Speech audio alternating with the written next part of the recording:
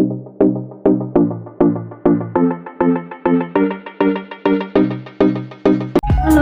perkenalkan nama saya Dita Mesrati Unggulu dari Prodi PKN Universitas Dharma Agung, NPM 20051111001. Baik, yang menjadi materi atau pembahasan kita yaitu tentang hukum internasional. Yang menjadi topik pembahasannya itu istilah, definisi, dan bidang kajian hukum internasional, di mana dosen pengampunya yaitu Ibu Cici Fitri Binti, SPD MPD. Baik, langsung saja kita pada pembahasannya. Yang pertama adalah istilah hukum internasional. Istilah hukum internasional di Indonesia merupakan perdana dari istilah hukum asing, yaitu international law di Inggris, droit international di Prancis, dan international rights di Belanda.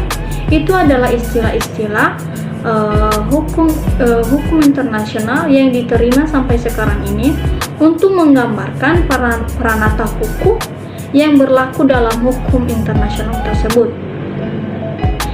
Istilah lain yang mirip atau searah dengan hukum internasional adalah hukum bangsa-bangsa atau the law of national. Yang kedua, hukum antar bangsa, the law annals national. Yang ketiga itu hukum antar negara atau interstate law. Dalam batas-batas tertentu, istilah-istilah ini juga menggambarkan ruang lingkup dan substansi dari hukum internasional itu sendiri.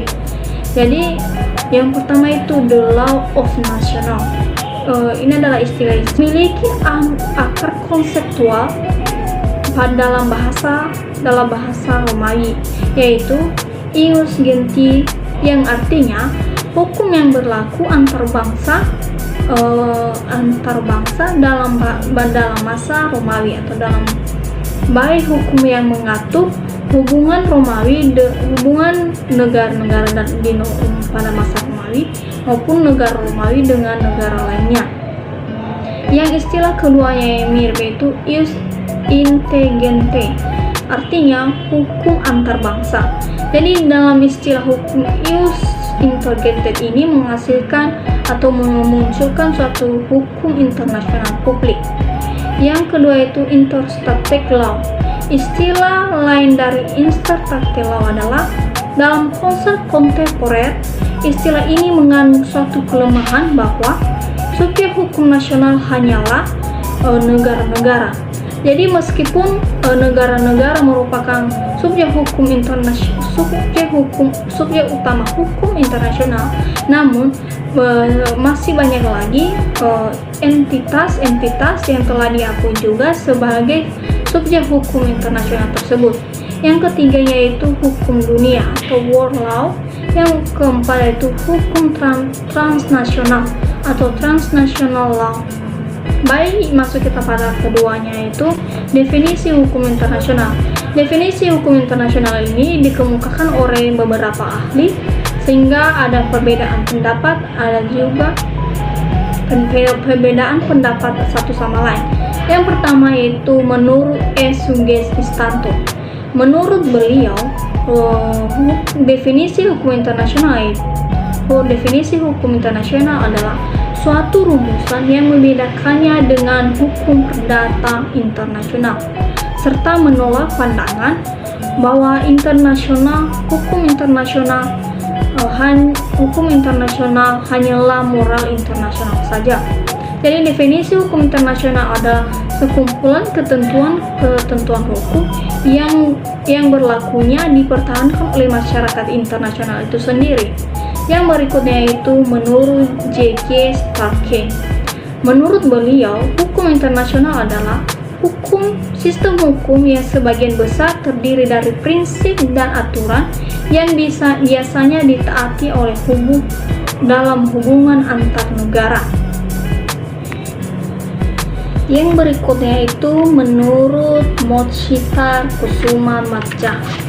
Menurut beliau, hukum internasional adalah keseluruhan kaidah dan asas-asas yang mengatur hubungan atau persoalan yang melintasi batas negara dengan negara, batas negara dengan subjek hukum lainnya. Nah, jadi dari pendapat-pendapat para ahli tersebut, bisa kita tarik satu kesimpulan bahwa hukum internasional adalah seperangkat prinsip dan norma hukum yang melandasi hubungan antara subjek-subjek hukum internasional dan mengatur persoalan-persoalan hukum publik yang bersifat lintas negara. Jadi dari kesimpulan ini yaitu hukum internasional itu peraturan atau prinsip norma yang dilandasi hubungan antar subjek-subjek hukum internasional. Nah, dan dari definisi tersebut bisa kita terdapat 3 unsur batasan yang bisa kita simpulkan. Yang pertama, prinsip atau asas hukum dan norma atau kaidah hukum. Yang kedua, berfungsi untuk melandasi hubungan antara subjek-subjek hukum internasional dan mengatur persoalan-persoalan hukum publik yang bersifat lintas negara. Yang ketiga itu bersifat publik. Jadi ini adalah definisi hukum internasional, yaitu analisis terminologi hukum internasional. Hukum internasional merupakan seperangkat aturan yang ditunjuk dan dibuat oleh negara-negara berdaulat serta eksklusif yang dapat didefinisikan sebagai sekumpulan peraturan hukum yang sebagian besar mengatur tentang prinsip-prinsip dan aturan-aturan yang harus dipatuhi oleh negara-negara atau subjek hukum internasional dan hubungan satu sama lain. Hukum internasional telah mengalami proses humanisasi dan internalisasi, yaitu perkembangan makna dan fungsi hukum internasional yang lebih mengedepankan perlindungan manusia, baik individu maupun kolektif. Baik, yang berikutnya yaitu bidang kajian hukum internasional. Bidang kajian hukum internasional kita membahas tentang masyarakat internasional dan hukum internasional. Masyarakat internasional adalah landasan sosiologi hukum internasional.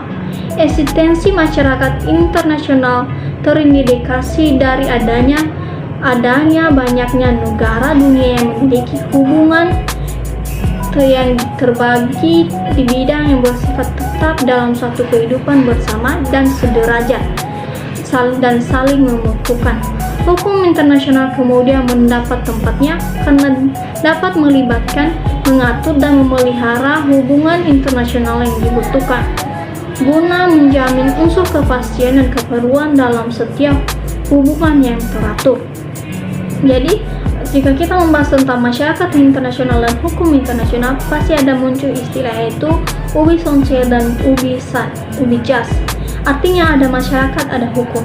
Jadi masyarakat internasional itu bukan hanya suatu kumpulan-kumpulan negara saja, tetapi telah bertransformasi menjadi masyarakat yang heterogen. Masyarakat internasional telah berubah dari waktu ke waktu, berubah peta politik pasca dunia yang ditandai dengan munculnya negara-negara baru dan mulai ditinggalkannya kolonialisme. Perubahannya nampak pada atau ditandai dengan perubahan teknologi, perubahan struktur organisasi, dan lain sebagainya. Hukum internasional memiliki kedudukan tersendiri yang terlepas dari negara-negara dan norma-norma internasional yang menunjukkan subordinasi. Ada juga 5 dasar sosial yang biasanya dijaga oleh negara-negara dalam hubungan internasional. Yang pertama, keamanan. Yang kedua, kebebasan. Yang ketiga, ketertiban. Yang keempat, keadilan. Dan kelima adalah kesejahteraan. Itulah 5 dasar sosial yang biasanya dijaga oleh negara-negara dalam hubungan internasional. Hukum internasional sendiri telah diterima sebagai salah satu cabang dari suatu analogi hukum, kurikulum pendidikan hukum, dan di perguruan tinggi hukum di perguruan tinggi telah mengidentifikasikan bahwa kedudukan hukum internasional sama dengan hukum perdata, hukum pidana, hukum tata negara, hukum administrasi negara. Jika ditinjau dari sejarahnya, hukum internasional ini yaitu hukum laut atau hukum perang telah eksis sebelum perjanjian Westphalia yang terjadi pada 1948 yang menandakan hukum internasional modern telah dimulai. Jadi ini adalah hukum-hukum yang telah eksis setelah eksis sehingga hukum internasional bisa berkembang sekarang ini dari waktu ke waktu seperti hukum diplomasi, hukum perjanjian internasional, hukum dagang, dan hukum lainnya. Jadi sekian dari pembahasan kita tentang definisi, istilah, dan bidang kajian hukum internasional.